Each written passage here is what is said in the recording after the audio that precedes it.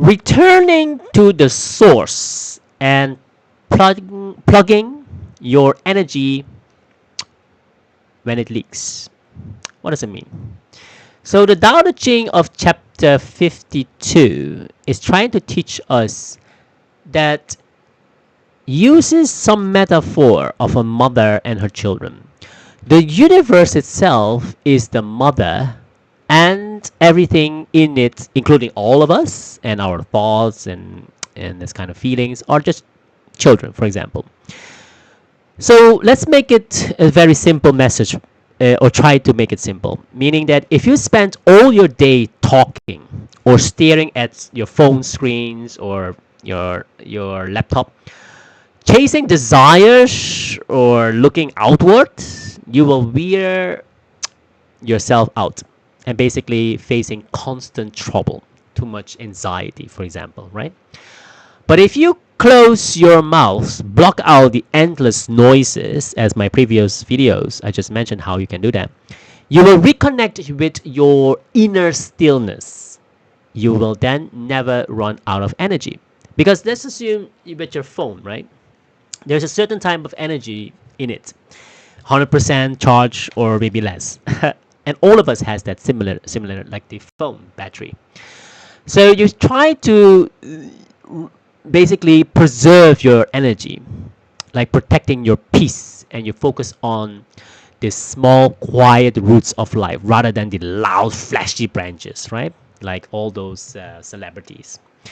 So how to apply this in both personal and business life? On a personal level, you can basically, one, digital detox yourself. You can basically listen more than you speak. And third, see the small things. Do a digital detox. How to do that?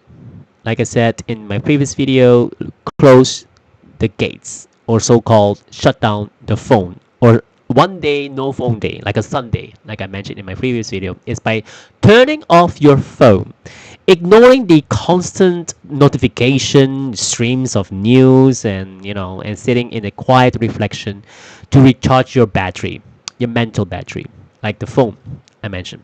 All right. You have to try to, second of all, listen more than you speak. That's why we always have 2 ears and 1 mouth. It's what God or the Almighty gave us, right? So you listen twice as much more than you speak. It's a short way to do that. So stop trying to win every argument or voice every opinion, like, oh yeah, I disagree or I agree. You don't need to.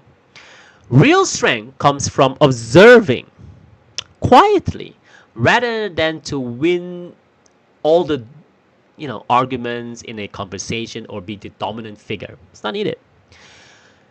The third, the most important one, is to also see the small things, the small wins, right? So notice early signs of stress, fatigue, or relationship friction before they explode into a massive, unmanageable problems. That's what I like to say about when you try to resolve the issue early on, then you will basically save yourself a lot of troubles for the consequences if you just let it go when it becomes a bigger problem.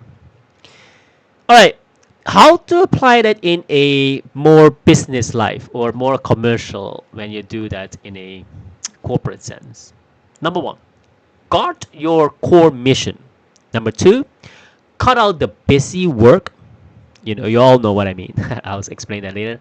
And the third one is prioritize sustainability over the potential burnout. How to guard your core mission? Do not get distracted by every new business trend. We have so many things of those billionaires and trillionaires these days, and then coming on news or Twitter, and then come up with some noise to get attention from you. Flashy software or apps or anything. And then you'll be distracted. Even your competitors, sometimes you have to ignore them. You try to manage to see what your competitors are doing, but don't try to compete against them directly, because maybe they are totally wrong as well, right? So you have to stay anchored to your own fundamental, the foundational why. Why you do this? What kind of product and service trying to solve this typical problem? You have to know your source. The second is cut out the busy work.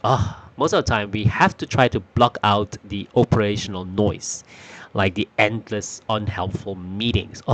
Day to day, sometimes all those meetings are rubbish. You just meet when it's necessary. We don't have to do yes because it helps to help our KPI, right? It's not needed. And the messy email threads and so anyway, you know what I mean. So your team can then focus deeply on the high impact work. All right.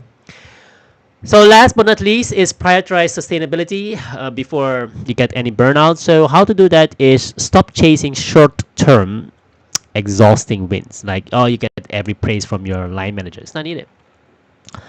Know your value. Build a business rhythm and that preserve your company's energy for the long haul. Okay? Think long term. Don't need to have those kind of short praise from your employer or clients or anything. It's not needed. So all in all, if you learn this art of turning out the noise, this ancient wisdom of chapter 52 can help you. Thank you so much. If you haven't subscribed, please subscribe or share this video with your friends and colleagues. Have a nice day. Bye.